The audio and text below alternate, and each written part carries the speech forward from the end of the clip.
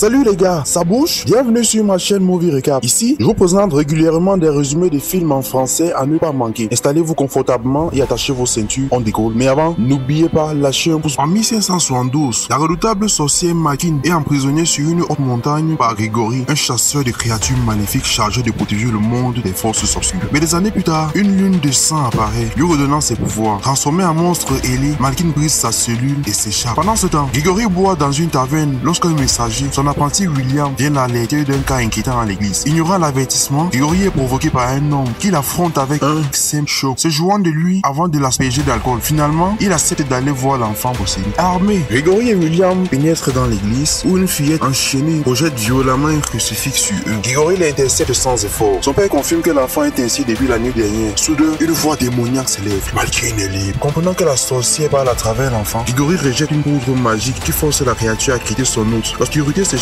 du corps de la fillette et prend forme. Malkin est là, moqueuse, tendant à sorceler William. Grégory donne le signal. William tranche une corde, faisant chuter la cloche sur Malkin. Mais la sorcière l'évite et se métamorphose en bête, l'accélérant la poitrine de Grégory. William riposte d'une flèche, puis lui jette un filet d'argent. Malkin, enragé, l'entraîne contre un mur. Mais Elise s'accroche, permettant à Grégory d'intervenir. Ensemble, ils resserrent le filet, forçant la sorcière à redevenir humaine. Il l'enferme dans une cage. Mais au moment de la sceller, Malkin arrive William et l'étouffe. Il immerge des ténèbres jusqu'à ce qu'il meure. Fou de rage, Grégory met le feu à la cage. Mais Malkin, transformé, brise l'enclos et s'envole dans la nuit. Non loin de là, Tom tente de chasser dans la forêt. Mais sa sœur effraie le gibier en lui rappelant les corvées de la ferme. Rêvant d'un destin plus grand que celui de simple fermier, il persiste. Bien qu'il soit maladroit, soudain, il est saisi de visions terrifiantes où apparaissent Grégory et une femme mystérieuse. Sa mère, habituée à ces phénomènes, le réconforte. Peu après, Grégory arrive à la ferme. Dès qu'elle le voit, la mère de Tom dissimule précipitamment un pendentif. Grégory annonce qu'il cherche un garçon, le 7e fils d'un 7e fils. Tom avoue que c'est lui, et malgré les craintes de sa mère, il accepte de suivre Grégory, sentant que son destin l'appelle. Avant de partir, sa mère lui donne son collier,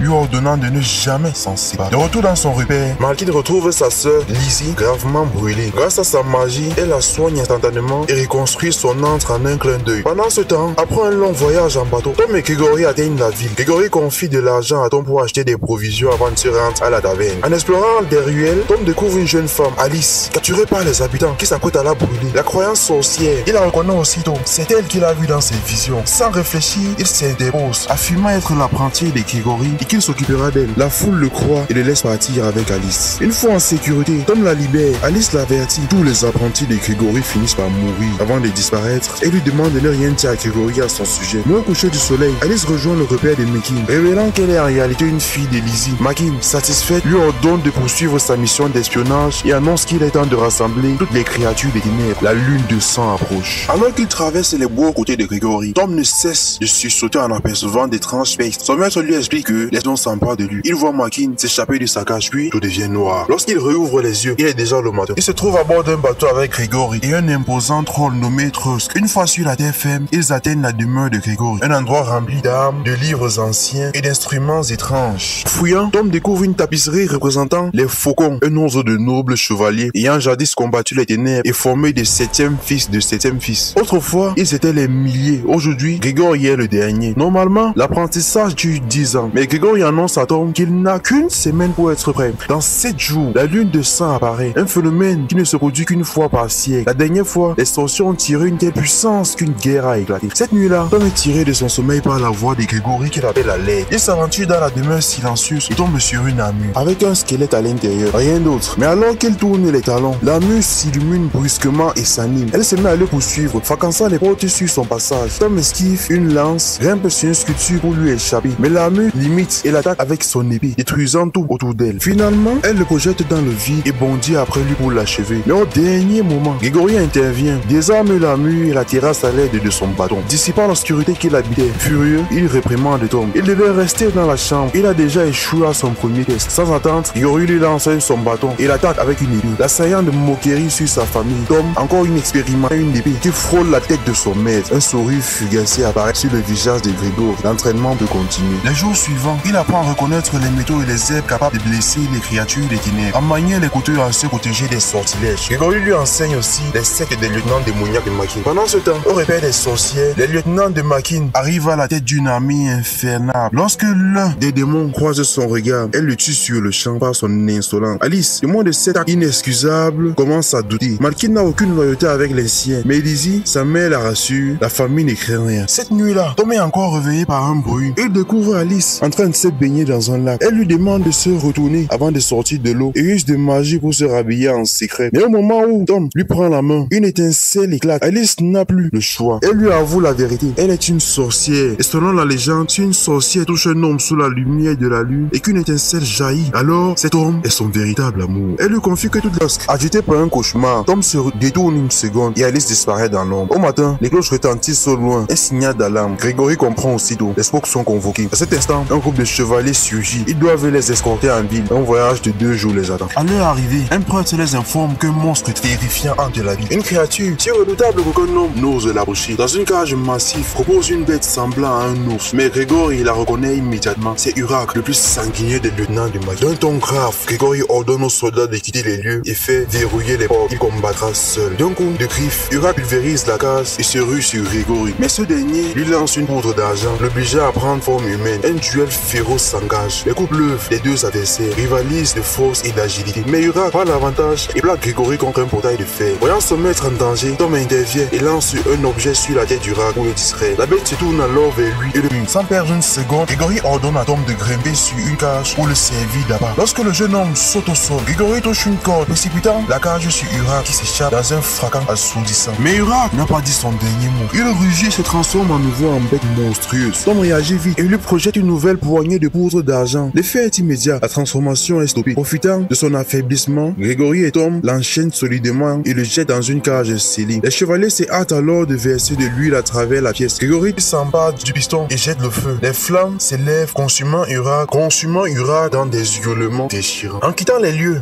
Alice a tout observé. Plus tard, elle rejoint Tom en secret et lui révèle ce qu'elle a découvert. L'étincelle entre eux pourrait signifier un destin lié ou n'être qu'un simple tour de poussière. Elle lui confie aussi une vérité surprenante. Grégory a autrefois aimé. Cette nuit-là, ils restent blottis l'un contre l'autre. Tom rêve d'une fuite loin de cette guerre, un endroit sûr pour eux. Mais Alice sait que ce lieu n'existe pas. Soudain, une vision s'empare de lui. Il voit un homme plongé dans les ténèbres, Malkin triomphante et Grégory périssant sous ses griffes. Alarmé, Tom prend sa décision. Il doit retourner auprès de son maître. Dans son repère, Malkin reçoit ses derniers lieutenants et apprend la mort d'Urac. Une lueur monte, il y prend la forme d'un corbeau et s'envole. Le lendemain, Tom retrouve Grégory qui lui fait une confidence troublante. Il aimait Malkin autrefois. Elle n'a pas toujours été maléfique, mais la peur et la haine l'ont corrompue. Lorsqu'elle a découvert que Grégory avait épousé un autre homme, elle a laissé sa jalousie la consumer et a assassiné son épouse. Grégory aurait dû la tuer ce jour-là, mais il n'en a pas eu la force. Il a enfermé au sommet d'une montagne de son épouse. Grégory explique à Tom pourquoi il se montre si dur avec lui. Il refuse de le voir commettre la même erreur. Le voyage reprend, mais un obstacle inattendu surgit. Trosk apparaît, affolé, et les met en garde. Trop tard, le sol se met à trembler. Une force souterraine ébranle la terre. D'un coup, le sol se fissure. Les chevaux s'emballent et s'enfuient dans la panique. Puis, un grondement infernal. La créature monstrueuse surgit des entrailles de la terre. Un bogard, un hurlement résonne. Un cri qui glace le sang. Grégory n'a qu'un ordre à donner. On ne peut pas vaincre un bogard. Courez! Le bogard furieux dévale la pente rocailleuse. Dans une chute brutale, Trosk rugit et se dresse face au monstre. Pendant une seconde, la créature hésite, puis soudain dans l'eau, renversant l'embarcation. Pris au piège, Tom se débat, mais la bête l'agrippe d'une poignée de fer. Dans un sursaut de survie, il plante son couteau dans la chair écailleuse, forçant la créature à le lâcher. Porté par l'adrénaline, il grimpe sur son dos et enfonce sa lame dans son échine. Le bogard hurle, incapable de nager dans la douleur, pris par le courant. Ils doivent dériver tous deux avant d'être précipités dans une chute vertigineuse. Il ordonne de rester loin d'Alice. Tom saisit la lame et aussitôt son collier réagit, projetant une onde magique et désarmant la sorcière. Sous le choc, Lizzie reconnaît le bijou, la pierre du Bram, un talisman sacré, jadis volé à Malkin. Elle se métamorphose aussitôt en corbeau et s'envole pour prévenir sa maîtresse. Lorsque Tom retrouve Grégory, ce dernier reconnaît immédiatement la pierre qui comprend la vérité. Sa mère était la sorcière qui l'a volée à Malkin. Cela explique ses visions et pourquoi Malkin le veut à tout prix. Pendant ce temps, dans son repère, Malkin manipule Alice, tentant de la convaincre que Tom n'est pas différent de Grégory. Alice refuse de le croire. Malkin lui propose alors un marché. Si elle récupère la pierre, Tom sera épargné. Puis, invoquant ses pouvoirs, elle charge ses lieutenants d'attaquer la ville. Les portes de la cité explosent sous l'assaut. Les monstres fondent sur la population. L'un se métamorphose en une abomination massive. Un autre combat avec une multitude de bras armés et des lames scintillantes. Dans la mêlée, la mère de Tom confie sa fille à une amie, puis s'empare d'une fourche. Elle propulse d'un geste surnaturel. En parlant un lieutenant sur un poteau, saisissant son bâton et l'achève sans pitié. Non loin, Malkin massacre les chevaliers d'un simple mouvement sous la main. Soudain, elle sent la magie. La main de Tom sans hésiter attaque. Mais Malkin la devance. D'un coup, Alice rejoint Tom. Elle l'embrasse, lui propose de fuir ensemble. Tom troublé lui avoue son amour. Mais leur instant est brisé par Grégory qui lance une corde ensorcelée et capture Alice. Elle l'accuse d'être une espionne. Tom refuse d'y croire et tranche les liens, la libérant. Grégory se fiche. D'un geste lent, il lui montre l'endroit où se trouve la pierre. Elle a disparu. Alice l'a embrassé pour lui voler. Fou de rage, Tom s'enfonce dans la forêt, déterminé à un pas plus. Lieutenant Radieux et ses spies surgissent et l'enseignent. Tom lui de toutes ses forces, mais ils sont trop nombreux. Grégory et Trux interviennent, se frayant un chemin parmi les créatures. Ils repoussent plusieurs ennemis, mais leur retraite est bloquée par une falaise abrupte. Les spies rusés se servent d'un tronc d'arbre pour protéger Trux